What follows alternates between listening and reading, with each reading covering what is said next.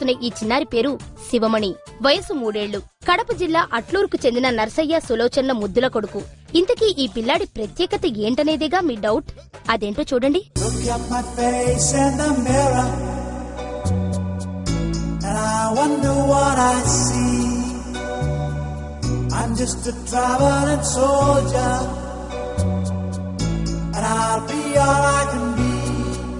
కర్రసాము చేయాలంటే ఎంతో సాధన ఉండాలి.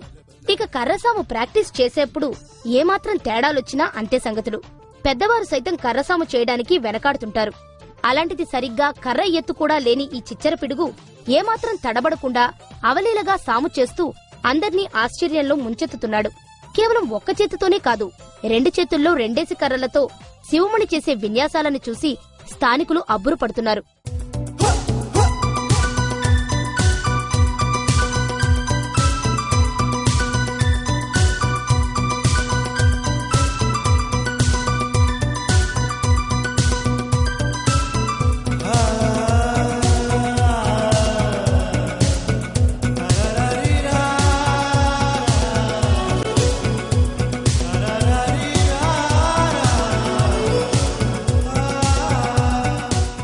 ఇంతకీ ఇంత చిన్న వయసులోనే ఈ చిచ్చర పిడుక్కి ఈ విద్య ఎలా అబ్బిందబ్బా అనే డౌట్ వస్తుంది కదూ.